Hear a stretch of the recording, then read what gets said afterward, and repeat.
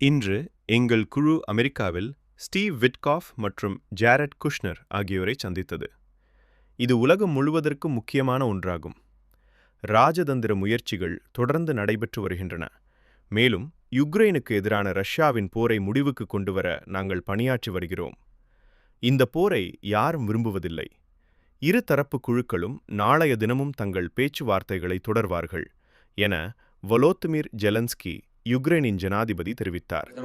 Коротко про сьогодні. Перше, вранці говорили з прем'єр-міністром Свериденко та міністром енергетики Шмигалем по ситуації після російських ударів. На Чернігівщині були значні відключення. Зараз частина регіону без електрики, ремонтні роботи тривають. Був і повторний удар, тим не менше необхідні сили для відновлення залучені. Хочу подякувати всім, хто працює заради людей та заради того, щоб було світло. Запоріжжя теж тривають ремонтні роботи після удару по енергетичному об'єкту, мають відновити постачання. Були удари на Сумщині, були удари на Дніпровщині, удари по Донеччині, нашій Харківській області. Всюди, де це потрібно, діють підрозділи ДСНС України. Аварійні та ремонтні бригади, комунальні служби, всі працюють. Друге, наша команда зараз в Америці, була вже зустріч сьогодні. З американської сторони Стів Вітков та Джаред Кушнер. Важливо для усіх нас в світі, що дипломатія продовжується. Ми намагаємося закінчити цю війну Росії проти України. Війна нікому не потрібна. Команди продовжують спілкуватись і завтра.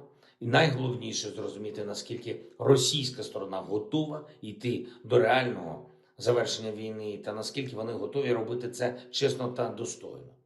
Тим більше зараз, коли через іранську ситуацію геополітичні проблеми тільки зросли. Буде ще детальна доповідь команди.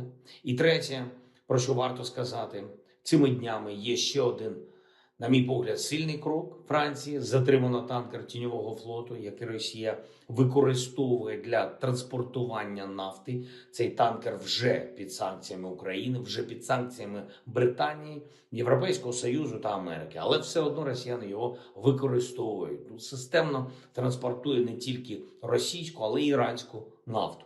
Це реальні спільники – Росія та іранський режим. Навіть в таких речах, як тіньовий флот, у них все фактично спільне. І зупиняючи одне таке зло, іранський режим, треба пам'ятати, що і на друге зло повинен бути відповідний тиск.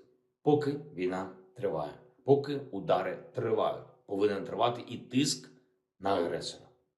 Ми працюємо з європейськими країнами, щоб у них законодавче регулювання дозволяло не тільки зупиняти такі судна, але й блокувати їх та конфісковувати нафту. Це повинно бути. Дякую, Франція. Та усім іншим партнерам в Європі, які діють рішуче, дуже дякую. І сьогодні ми разом з Оленою були в Михайлівському соборі. Триває прощання з патріархом Філаретом. Він був дуже значимою людиною для України. Реально історична постать, енергія, характер, які змінили стільки всього. Пам'ятаємо, шануємо його внесок в українську духовну незалежність і у створення помісної церкви. Світла пам'ять. Слава Україні!